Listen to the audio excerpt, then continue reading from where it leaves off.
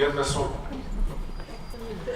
Monsieur le maire, chers collègues, approbation d'un projet d'avenant numéro 4 à la convention de gestion des centres sociaux 2015-2018 entre la ville de Brest et la caisse d'allocation familiale du Finistère. Dedans, il y intègre la régulation en 2017, la contribution halte garderie. Le montant total de subvention 2018 est de 703 962,64 €. Commission 2, favorable à l'unité. Merci. Pas de questions, pas de remarques. On adopte. Qui est contre? Qui est contre? Oui, d'accord. Non, qui ne prend pas part au vote. Voilà. Qui est contre? Personne. Qui s'abstient? Madame Legoué, qui est favorable, c'est adopté. Et donc, Émilie Cuchel ne prend pas part au vote. Et pour salarié de la CAF. Patrick Appéré. Il s'agit ici, Monsieur le maire et mes chers collègues, d'approuver un avenant aux conventions pluriannuelles d'objectifs 2017-2021 entre la ville de Brest et le patron municipal de Lambé et celui de la Cavale Blanche, tout simplement parce qu'ils ont eu des déplacements au niveau national et que on a là des politiques qui sont menées. Donc le patronage de la municipale de Lambé, une subvention directe de 270 € et le patronage de la municipale de la Cavale, une subvention directe de 410 €. La commission concernée a donné un avis favorable à l'unanimité. Merci. Des demandes de parole. Il n'y en a pas. On adopte. Qui est contre? Personne qui s'abstient. Personne qui est favorable. C'est adopté à l'unanimité. Émilie Cuchel à 36. Monsieur le maire, chers collègues, il est proposé par cette délibération de prendre acte du rapport annuel d'activité de la Société bretonne de restauration et de services pour la restauration scolaire, périscolaire et portage à domicile pour l'année 2016-2017. Ce conseil a voté un nouveau contrat en 2017 qui organise une montée en charge de la place du bio et du local pour ces prochaines années. 60% cette année avec 40% de local, jusqu'à 80% de produits bio en 2022. Ce nouveau contrat stipule également une place plus grande à l'éducation, au goût et à la lutte contre le gaspillage. Samedi dernier, nous avons, avec la Société bretonne, organisé une porte ouverte. Le succès de celle-ci montre l'intérêt des Brestois sur l'importance de l'alimentation pour les enfants des écoles publiques, et également l'intérêt à la rencontre des différents acteurs de ce contrat de la restauration, comme les agriculteurs, les éleveurs, les différents services de la ville, santé, éducation, les associations comme Maison Bio. Donc, la commission 2 a pris acte de ce rapport. Très bien, merci. Est-ce qu'il y a des questions? Il n'y en a pas, donc on prend acte de ce rapport. Le projet d'EMOS, Gaëlle Amélie. Oui, on vous propose une convention, un projet d'avenant à la convention pluriannuelle 17-21 entre la ville et le patronage de la haie municipale Guérin pour le projet d'EMOS. En fait, la ville a signé une convention qui l'engage à affecter des animateurs dans chacune des écoles concernées par le projet d'EMOS. Donc il y en a 5 pour mémoire. Il y a La Fontaine, Pénastréat, Vauban, Quizac et l'école Guérin. Pour l'école Guérin, c'est le patronage laïque qui est l'interlocuteur et qui est entré dans le dispositif en juin 2018. Donc il s'agit d'un réajustement. Voilà, unanimité de la commission. Très bien, merci. Est-ce qu'il y a des questions? Oui, Madame Margogne, allez-y.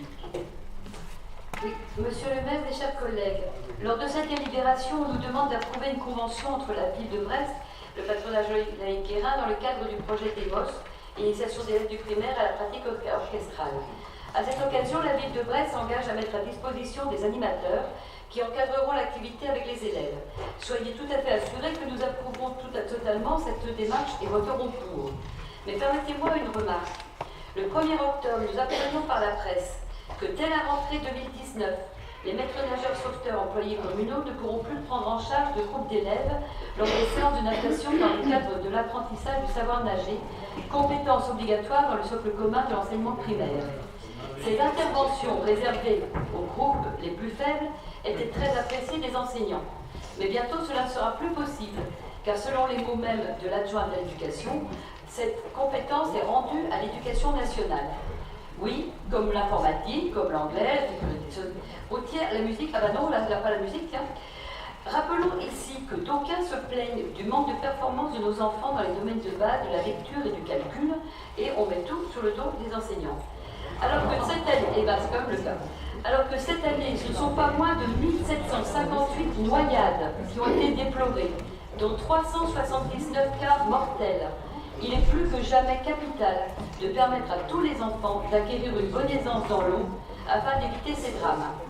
Pour certains, cette séance scolaire sont la seule opportunité de le faire.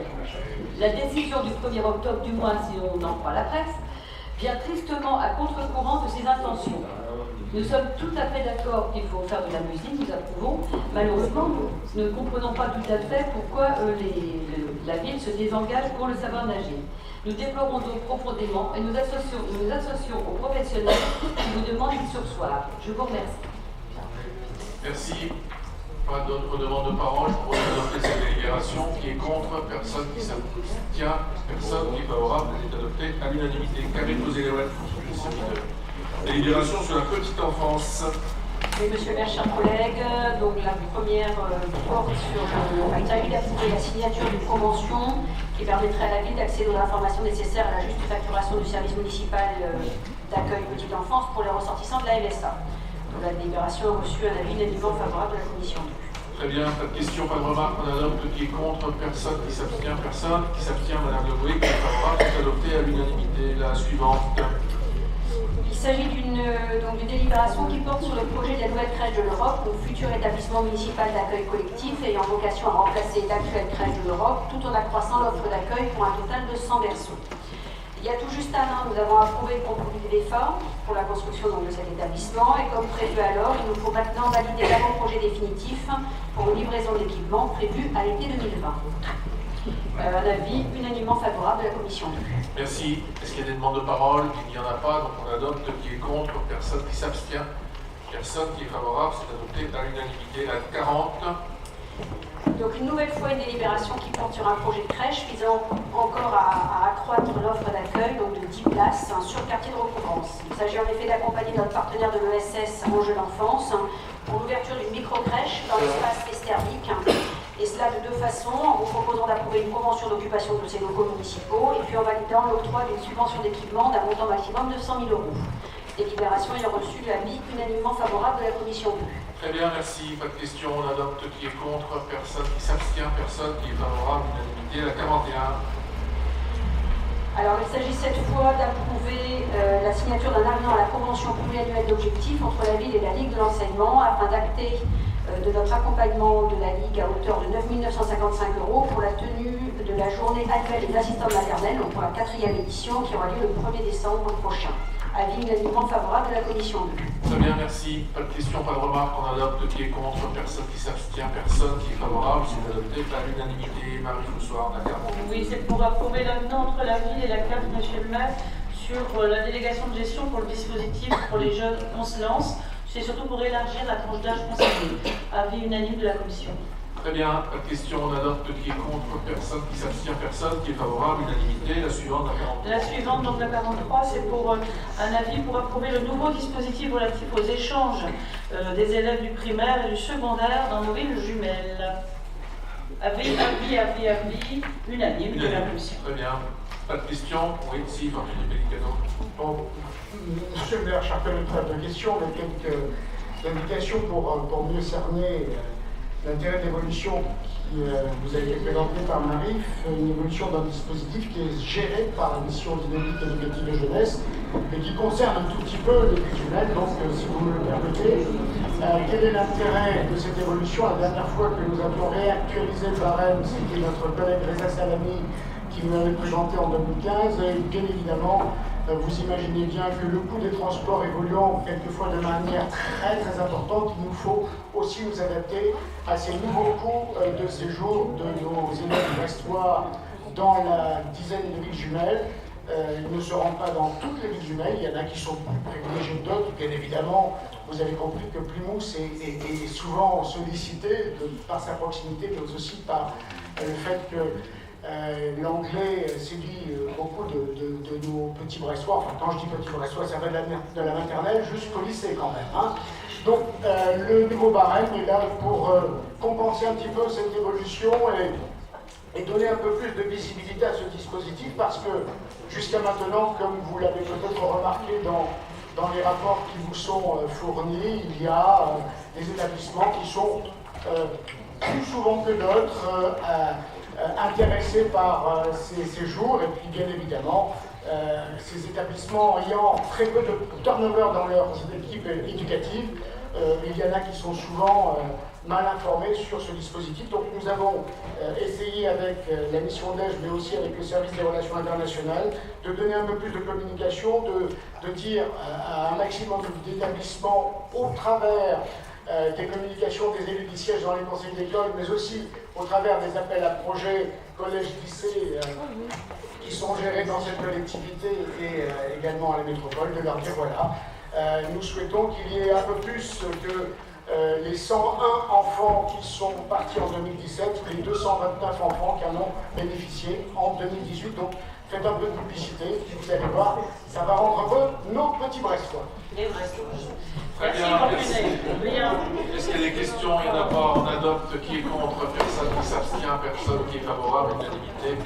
La 44. Monsieur le maire, c'est pour vous autoriser, dans le cadre de la convention pluriannuelle 2018-2020 entre la ville et l'association des Francas du Finistère, à verser donc pour 2018 la contribution de 19 051 € à avis unanime de la commission. Très bien, pas de remarques, pas de questions, on adopte. Qui est contre? Personne qui s'abstient, personne qui s'abstient, BNA, qui est favorable, c'est adopté. Il y a de Masson à 45. Monsieur le maire, je vous propose de faire la 45 et 46 en même temps. D'accord. Pour la simple bonne raison que les deux calibres ont été votés au mois de juin dernier. Le seul souci, c'est que les montants ne correspondaient pas avec les associations. Donc au mois de septembre, toutes les associations ont été prévenues que les montants n'étaient pas les bons. Et du coup, comme les montants des subventions n'étaient pas toutes envoyées aux associations, c'était plus facile en termes de gestion. Donc vous avez à nouveau, avec les bons montants cette fois-ci, les deux libérations, donc les deux commissions à l'unanimité. Merci. Des questions, des remarques, il n'y en a pas, on adopte. Qui est contre? Personne qui s'abstient, on a un peu qui est favorable, c'est adopté à l'unanimité.